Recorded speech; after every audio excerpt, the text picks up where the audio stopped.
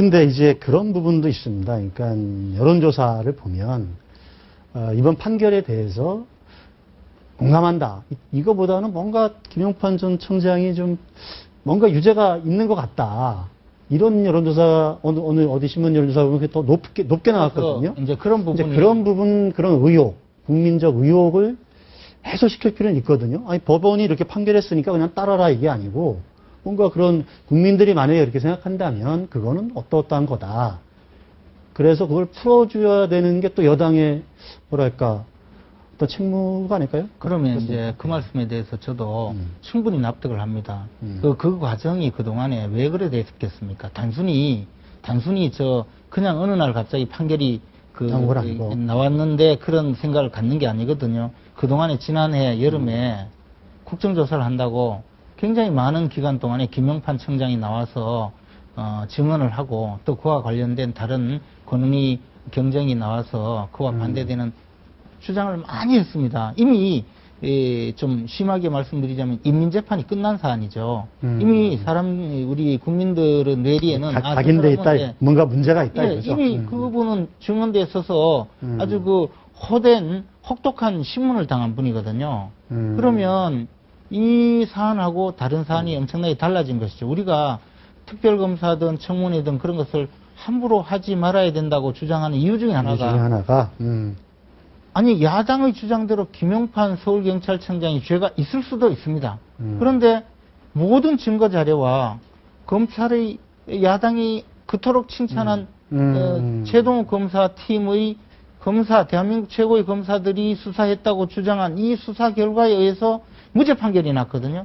그러면 제가 보기에 또 많은 적어도 그 법률 전문가들이 보기에는 최동욱 그 김용판 서울경찰청장은 무죄인 것으로 훨씬 큰 것이죠.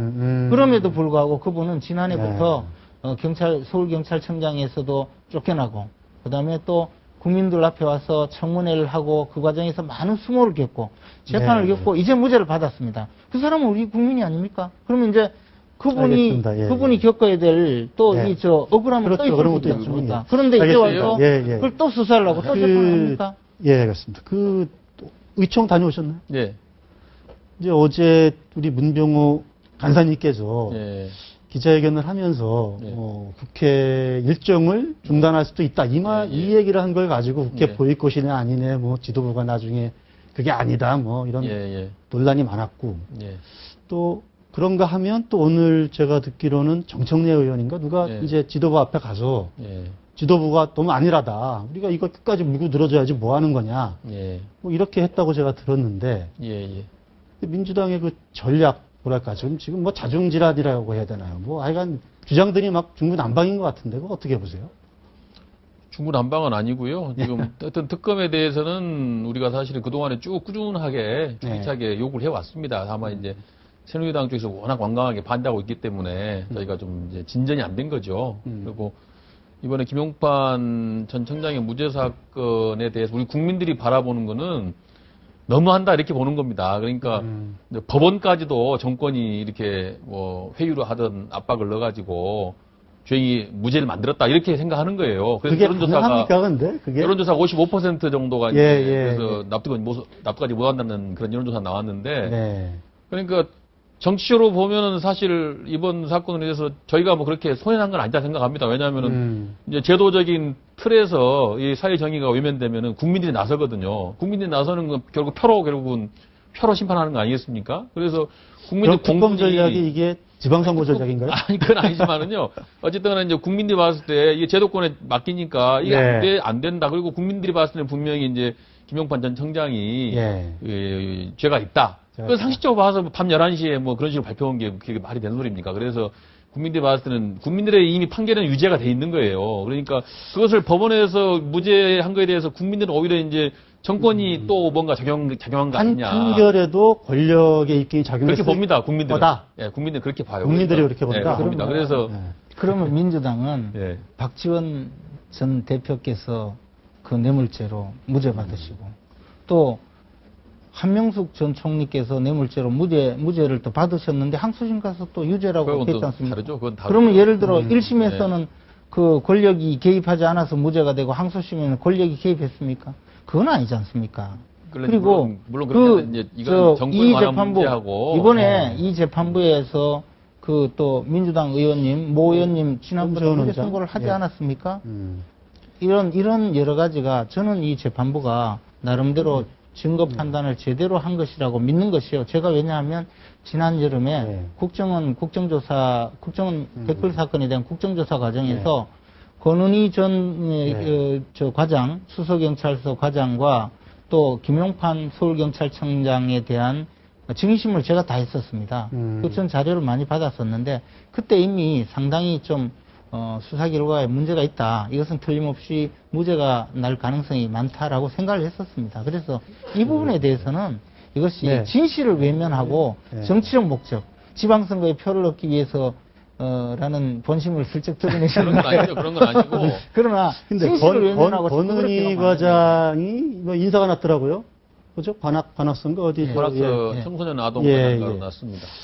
그걸 가지고도 뭐 이런저런 인터넷에 말이 많던데. 그래서 아까 제가 그 말씀하는 게 답을 하자면은 아직 우리 당에서 이 문제에 대해서 뭐 혼란이 있는 건 아니고요. 아무래도 이제 뭐 의견이라는 게 분분하죠. 강경투쟁을 해야 한다는 사람도 있고 또 뭐 테두리 내에서 해야 한다는 사람도 있고 그런 사람도 있는데 이제 저는 어제 이제 저 기자 간담회 하면서 뭐 하여튼 저희가 좀 강력한 투쟁을 하겠다는 걸 하나 예시로 말씀드린 거지 뭐 꼭 의사일정을 뭐 보이콧하고 그런 생각으로 한 건 아니고요. 당내에 만약에 그 이제 그 판사 저 재판부가 원서훈 전 원장도 한다는 거지 않습니까? 근데 이거 원서훈 전 원장도 이런 식으로 나가면 정권 퇴진 운동으로 갈 수밖에 없다. 정청래 의원이 이렇게 말씀하셨죠. 노웅래 의원이 한 겁니다. 근데 그런 목소리도 그런 건 아닙니다. 당에 많이 있나요? 아니 그거는 소수 의견이죠. 아니 그래요. 소수 의견인가? 법원에서 판결을 냈는데 정권이 왜 퇴진을 합니까?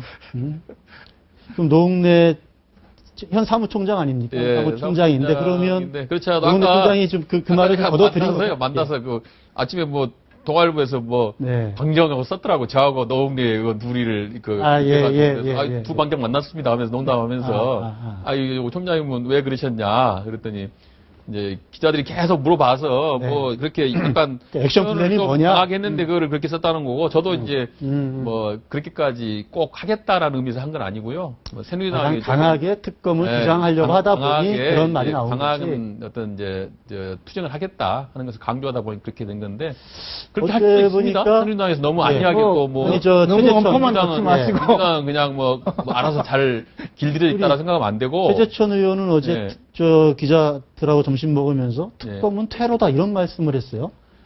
특검은 테러다. 그 말의 의미가 또 뭔지 저는 이게 오삼이사 하더라고요. 특검은 테러다. 그러니까 옆에 있었는데 테러다란 말이 했었나요? 그러니까 특검 도입을 해서 이 문제를 덮고 가자 뭐 그런 취지인 건지. 맞습니다. 그렇죠. 그런 얘기죠. 근데 특검은 절대 그것이 아까 말씀하셨지 않습니까? 김용판 전 서울청장이 지금 국민의 과반수가 유죄라고 생각한다 말씀하셨지 않습니까? 아마 그렇게 국민들에게는 낙인이 찍혔을 겁니다. 그런데 그 사람은 무죄로 밝혀졌거든요. 그러면 그 과정이 왜 그렇게 되었느냐 하는 것은 지난번에 청문회 때문입니다. 그러면 또 특검을 하고 나면요. 지금 수많은 무고한 사람들이 특검에 불려가서 조사받고 카메라 앞에 서고 하는 것으로 이미 다 죄가 있는 것으로 낙인이 찍히고 맙니다. 그리고 또 나중에 결론은 아무것도 없는 것이 될 겁니다. 그때는 이미 민주당이 그것은 이미 선거가 끝나고 유야무야 되었기 때문에 아무런 주장 없이 다음 단계로 또 나가서 또 다른 소재를 찾아서 공격을 할 겁니다. 저희는 이런 정쟁을 위한 정략적인 특검을 요구하고 있기 때문에 이 문제는 절대 받아서는 안 된다는 것이지 정말 진실을 가리기 위해서 특검을 합니까? 그렇지는 않지 않습니까? 그렇죠. 진실을 가리기 특검을 하는 지금까지 저희는 이런 있잖아요. 그러니까 민주당에서 뭐 그렇다면 이거는 1심, 2심에 맡기고 새로운 뭔가 의혹들을 좀 제기를 해서 이런 새로운 의혹이 제기가 됐다. 그러니 특검을 할 수밖에 없는 거 아니에요? 이렇게 할 수 좀 그렇게 지금 그동안 해왔죠. 그러니까 저희 주장은 정치권이 너무 그냥 정치적인 거 자꾸 싸움만 하고 결론이 안 나지 않습니까? 그러니까 이 대선 관련 정치적 의혹들은 특검에 다 맡기고 국회는 좀 민생 문제를 해보자. 우리 국민들이 뭐 지금 먹고 살기 힘들어가지고 죽겠다고 그러는데 그 문제를 국회가 해결해줘야지 자꾸 정치 쟁점에 매몰돼가지고 싸움만 하고 있으니까 아마 최재천 본부장님 말씀하신 것 그런 일 겁니다. 그래서 특검으로 다 몰고 그 테러로 그 끝내고 이제 국회는 진짜 민생 문제, 경제 문제. 근데 그게 테러가 아니다 이제 이 그게 바로 예. 지난해 봄에 민주당이 주장한 테러가 국정조사였습니다. 그래서 시작돼서 오늘날까지 오고 있는 것이죠. 2탄, 3탄, 4탄 계속해서. 그래서 이것은 민주당도 이제는 그 말씀하신 대로 그 정쟁에서 벗어나서 생산성 있는 민생 문제로 옮겨가자라고 말씀하시는 것은 민주당만 진실을 외면하지 말고 정략적 주장을 하지 마시고 민생의 장으로 돌아오시면. 네, 알겠습니다. 작년에 보니까 여야가 바뀌었어요. 여야가 바뀌어가지고 원래는 여당이 민생, 야당이 정치 주장해야 되는데 거꾸로 해가지고요. 야당이 민생, 여당이 정치, 계속 무슨 NLL 문제, 뭐 이렇게 계속 정치 공방만 벌이도록 하니까. 제 생각에는요, 제 말씀 여기까지 하시고 저 두 분 나가셔서 토론을 더 하시는 게 좋을 것 같습니다.